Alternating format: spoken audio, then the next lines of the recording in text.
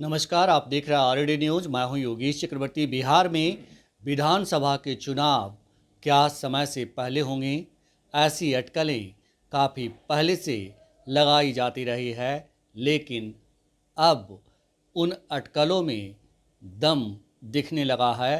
कहा जा रहा है कि सीएम नीतीश तीसरी पार्टी के ठप्पे से जल्द छुटकारा पाना चाहते हैं और इसी छुटकारे की चाहत में वो बिहार में समय से पहले विधानसभा चुनाव की सारी तैयारियां कर ली है। यही नहीं, इंडिया गठबंधन को किस तरह से मात दी जाए, इसकी भी तैयारी एनडीए की ओर से कर ली गई है। हमारे साथ सीनियर जर्नलिस्ट संतोष कुमार जी हैं। इनसे जानते हैं कि बिहार विधान सभा के चुनाव अगर समय से पहले हुए तो कब होंगे और क्या कुछ होगा इस चुनाव में। संतोष जी। मुख्यमंत्री नीतीश कुमार आज नहीं, लोकसभा चुनाव के साथ ही वो बिहार का विधानसभा चुनाव कराना चाहते थे। जब वो एनडीए के साथ गए थे, भाजपा के साथ, तो उसी समय उनका पूरी तरह से उन्होंने तय कर लिया था कि विधानसभा चुनाव और लोकसभा चुनाव साथ हो। क्योंकि जब पिछली बार चुनाव हुआ था तो बिहार के चुनाव में भारतीय जनता पार्टी ने चिराग पासवान को मोहरा बना करके नीतीश कुमार को हराने का काम किया था। चिराग पासवान ने जदयू का जहाँ जहाँ कैंडिडेट था वहाँ कैंडिडेट दिया और वोट काटने के लिए वहाँ पे भाजपा के ही लोग खड़े हुए थे साथ में, जिसके कारण नीतीश कुमार पहले नंबर की पार्टी से तीसरे नंबर की पार्टी पर चले गए थे। तो वो दंश नीतीश कुमार भूल नहीं पाए थे। तीसरे नंबर की पार्टी बनने के बाद भारतीय जनता पार्टी नीतीश कुमार की पार्टी को तोड़कर अपनी बिहार में अपनी सरकार बनाना चाहती थी।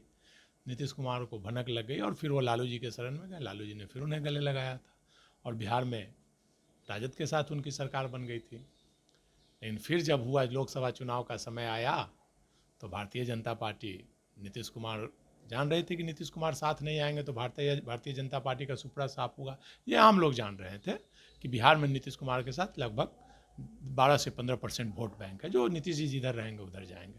बिहार में सभी लोगों का अपना अपना वोट बैंक है। 5 से 6% चिराग पासवान का है, 2% उपेंद्र, 2 से 3% उपेंद्र कुशवाहा का वोट बैंक है, करीब 25 से 30% लालू प्रसाद का वोट बैंक है, तेजस्वी यादव का। उसी प्रकार माले का भी 5 से 10% वोट बैंक है। तो सारे वोट बैंक, कम्युनिस्ट पार्टी का है vote bank, Bharatiya Janata party का भी 15 से 20% वोट बैंक है, 20% के करीब। तो सभी पार्टियों का वोट बैंक जो मिला करके वो एनडीए ने तय जोड़ लिया था, तभी सफलता मिलेगी। इसीलिए नीतीश कुमार की सारी शर्तों को मानकर उन्होंने नीतीश को अपने गठबंधन में लिया। न परिणाम सामने है कि एनडीए बिहार में 30 सीट जीती। अगर नीतीश जी या चिराग पासवान कोई अगर उधर नहीं रहते तो आज मुझे लगता है कि 2 अंक में एनडीए नहीं आ पाता। तो उसको उसी समय नीतीश जी ने, तो भाजपा ने कहा था कि ठीक है, लोकसभा चुनाव में फिर विधानसभा चुनाव पर ध्यान चला जाएगा तो लोकसभा चुनाव में सफलता नहीं मिल सकती है, इसलिए लोकसभा चुनाव के बाद विधानसभा चुनाव होगा। तो उसी समय तय हो गया था। और अब जो है, चूँकि केंद्र में सरकार का गठन हो गया है, तो मुझे लगता है कि जो झारखंड का चुनाव होना है और कई राज्यों का चुनाव नवंबर दिसंबर या नेक्स्ट ईयर में होना है, अगले साल शुरुआत में, तो उसके साथ बिहार विधानसभा चुनाव की तैयारी चल रही है कराने की। नीतीश जी के ही नेतृत्व में चुनाव होगा, क्योंकि जदयू ने साफ साफ कह दिया है कि बिहार का बागडोर अगले चुनाव में 25 के चुनाव में भी नीतीश जी ही एनडीए के नेता होंगे। और सम्राट चौधरी जी ने भी बोल दिया, भारतीय जनता पार्टी के तमाम नेताओं ने बोल दिया है कि नीतीश कुमार ही नेता होंगे। तो अब नीतीश जी के नेतृत्व में चुनाव होना है। मुख्यमंत्री नीतीश कुमार अच्छी तरह से जानते हैं कि केंद्र में अभी एनडीए की सरकार है, चिराग पासवान भी मंत्री हैं, जीतन राम मांझी भी मंत्री हैं और जदयू भी मंत्रिमंडल में शामिल है, भाजपा भी। तो अभी सरकार की जो स्थिति है, इसमें कोई बगावत करने की स्थिति में नहीं है इस बार। इसलिए चाहते हैं नीतीश कुमार कि जल्द से जल्द चुनाव हो जाए, ताकि अभी जो गठबंधन है या जो लहर है, उस लहर में उनको बिहार में फिर से सफलता मिल जाए। और नीतीश कुमार इसकी तैयारी काफ़ी ज़ोर शोर से कर रहे हैं, हर मोर्चे पर वो तैयारी कर रहे हैं। आप देख रहे होंगे वैकेंसी, कितनी बड़ी तादाद में वैकेंसी निकल रही है। और मुझे लगता है कि 2-3 महीना के अंदर आप देखिएगा टीचर की भी वैकेंसी निकलेगी, लगभग 5 लाख के आसपास वैकेंसी। चुनाव घोषणा होने से पहले तक 5 लाख वैकेंसी बिहार में निकल जाएगी। और वही वैकेंसी नौकरी का मुद्दा लेकर के नीतीश कुमार चुनाव में जाएंगे। और यही तैयारी नहीं हो रही है, एनडीए की तैयारी ज़बरदस्त है। प्रशांत किशोर ने पार्टी बनाने की घोषणा की है, तो ये दुनिया से छिपी हुई नहीं है कि प्रशांत किशोर कोई पॉलिटिकल राजनीतिज्ञ नहीं है, कोई नेता नहीं है, वो एक मैनेजर है प्रशांत किशोर, और पैसा लेकर वो काम करते हैं। उन्होंने पैसा लेकर 14 में उनकी शुरुआत हुई है, भाजपा के मैनेजर बन करके मोदी जी के 14 में काम किए। उसके बाद फिर नीतीश जी के मैनेजर बने 15 में। नीतीश जी ने उनको राजनीतिक उपाध्यक्ष बना दिया। नीतीश जी से पैसा ले, फिर ममता बनर्जी से पैसा लेकर काम किया, फिर कांग्रेस का पैसा लेकर काम किया, फिर रेड्डी से, मतलब कई राज्यों में, मतलब एक होता है ना कि वो व्यापारी हैं, जो पैसा के लिए वो कुछ भी कर सकते हैं, जो पैसा देगा उसके लिए वो काम करें। और आप देख रहे होंगे कि पिछले 1-1.5 वर्षों से उनकी पूरी टीम, बोला जाता है कि 500 से ज़्यादा लोग उनके टीम में हैं, जो जिला वाइज एकदम सर्वे कर रहे हैं, प्रखंड वाइज, पंचायत वाइज जा करके। और उसमें जो कहा जाता है कि जैसा सुनने में आता है कि 20,000 से लेकर के 1 लाख रुपया तक सैलरी देते हैं, जैसा लोग हैं, टेक्नीशियन, मतलब बोला जाता है engineer, software developer, social media developer, मतलब उनका बहुत, मतलब ब्रांडिंग वो अच्छा करते हैं। तो वो काम कर रहे हैं, पूरे बिहार का उन्होंने भ्रमण किया जन सुराज के नाम से, और अब पार्टी की घोषणा की। तो उसी समय था कि वो, और इतना पैसा खर्च कर रहे हैं तो कहीं ना कहीं से फंडिंग तो हो रहा है, इतना सैलरी कहाँ से कोई देगा। तो मुझे लगता है कि वो भाजपा की ही बी टीम हो सकते हैं, संभावना मुझे जो लगती है कि हो सकते हैं। अब चर्चा ऐसे राजनीतिक गलियारे में कही जाती है कि भाई वो तो करते नहीं है, तो वो अगर चुनाव लड़ेंगे तो क्या, अपना तो उनका जनाधार कुछ तो है नहीं, कौन वोट देगा। तो वो, मुझे जो संभावना लग रही है कि वो गठबंधन करेंगे ओवैसी से, मायावती से, पप्पू यादव से, उपेंद्र कुशवाहा से, और भी जितने जितने छोटे दल है, सोशल जस्टिस के लोग जो जितने हैं, तो उनसे समझौता गठबंधन करके वो चुनाव लड़ेंगे। और चुनाव में वो, आप देखेंगे कि जो कैंडिडेट देंगे वो, आप देखिएगा, इंडिया गठबंधन को नुकसान पहुंचाने वाले कैंडिडेट देंगे, जिस प्रकार से वो वैसी कैंडिडेट देते हैं। लेकिन संतोष जी, ये भी है कि कहा जाता है, आप भी कहते हैं, पूरी दुनिया कहती है कि ये पब्लिक है, सब कुछ जानती है, तो प्रशांत किशोर अगर पार्टी ही बनाते हैं और बीजेपी की टीम के रूप में बीजेपी को जीत दिलाने की कोशिश करते, तो ये जनता और बिहार की जनता ऐसे भी कहती है, कहा जाता है कि उड़ती चिड़िया के पर में हल्दी लगा देती है। तो प्रशांत किशोर क्या चीज़ है? बिहार की जनता सब कुछ जानती है, लेकिन आपने देखा होगा कि 20 के चुनाव सब जाति आधार पर बटे हुए हैं। चिराग पासवान 20 के चुनाव में पूरी पब्लिक जान रही थी कि भाजपा के बी टीम के रूप में चिराग पासवान काम कर रहे हैं। वो खुद बोलते थे कि हम मोदी जी के हनुमान हैं, खुद बोलते थे, और नीतीश जी को हरा रहे हैं खुल करके। सब लोग जान रहा था कि वो वोट काट रहे हैं, और उन्होंने वोट काटा, लेकिन पब्लिक ने तो उनको वोट दिया, उनका जो वोटर था और जो पब्लिक थी उन्होंने तो वोट दिया, नीतीश जी को हराने का काम किया। लेकिन सवाल यहाँ ये नहीं है, सवाल यहाँ ये है कि प्रशांत किशोर पर तेजस्वी यादव को कितना डैमेज करते हैं, या यूँ कहें कि इंडिया गठबंधन, महागठबंधन को कितना डैमेज करने में कामयाब होते हैं। अभी मूल उनको जो डैमेज करना है, जो मुझे लगता है कि एक बार 2005 के चुनाव में रंजन यादव ने रामविलास पासवान से मिलकर किया था, लालू प्रसाद को शिकस्त देने के लिए उन्होंने किया था कि लालू प्रसाद जहां यादव कैंडिडेट दिए थे तो वहां उन्होंने मुसलमान कैंडिडेट दिया, जहां लालू प्रसाद ने मुसलमान कैंडिडेट दिया वहां रंजन यादव ने यादव कैंडिडेट दिया। उस समय रामविलास पासवान ने उनको फुल फ्री दिया था लालू यादव को हराने ने, तो खुद तो नहीं जीते, लेकिन लालू प्रसाद को उन्होंने हराने में सफलता प्राप्त की।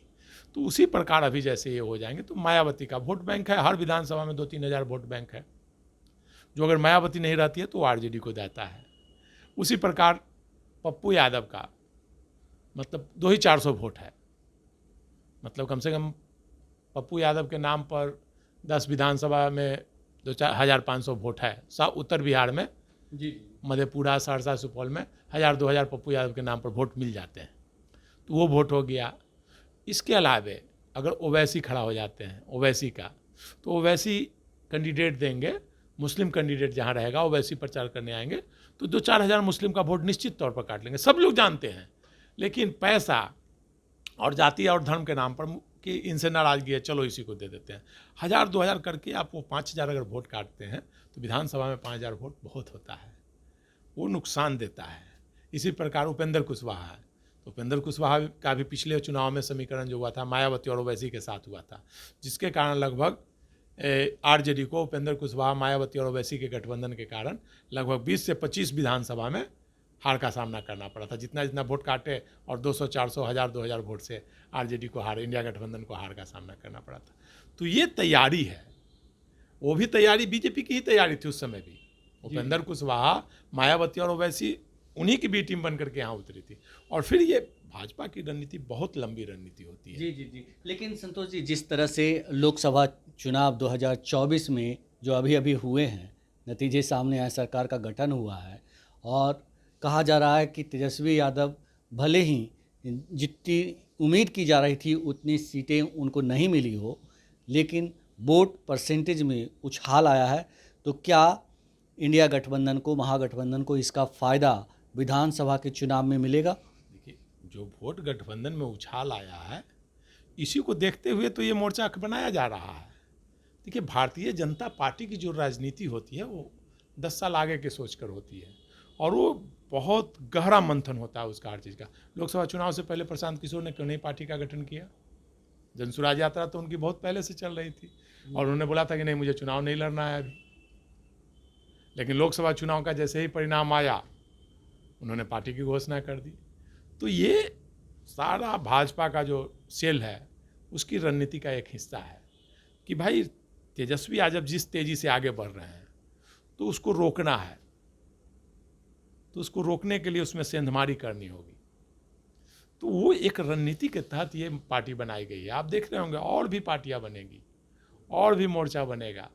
आप कल होकर आश्चर्य नहीं कीजिएगा कि भाई लालू परिवार से ही किसी को तोड़ करके मोर्चा में शामिल कर लिया गया, एक भाजपा जो ज्वाइन करवा लिया। तो ये आश्चर्य की बात नहीं होगी। जिस प्रकार झारखंड में शिबू सोरेन के परिवार से एक को तोड़ लिया गया, शरद पवार के भतीजे को तोड़ लिया गया, तो इसमें आश्चर्य की बात नहीं होगी कि लालू परिवार के भी किसी सदस्य को तोड़ लिया जाए, जेल का डर दिखा करके, भय दिखा करके ये तोड़ लिया जाए, तो वो आश्चर्य की बात नहीं होगी।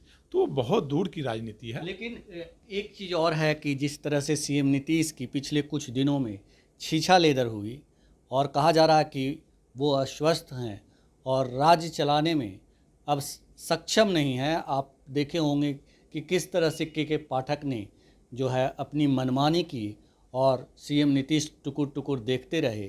तो इन सब चीज़ों का भी तो जनता आकलन कर रही है और इसका असर होगा। देखिए, क्या असर होगा? जनता बोले ना, जात पे वोट देती है।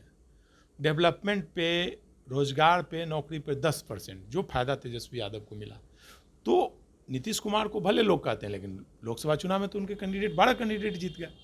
तेजस्वी यादव के कहाँ कैंडिडेट? 4 कैंडिडेट जीते। पूरा ओवरऑल देखा जाए तो 10 कैंडिडेट जीते, 9 कैंडिडेट जीते, उधर 30 कैंडिडेट जीते।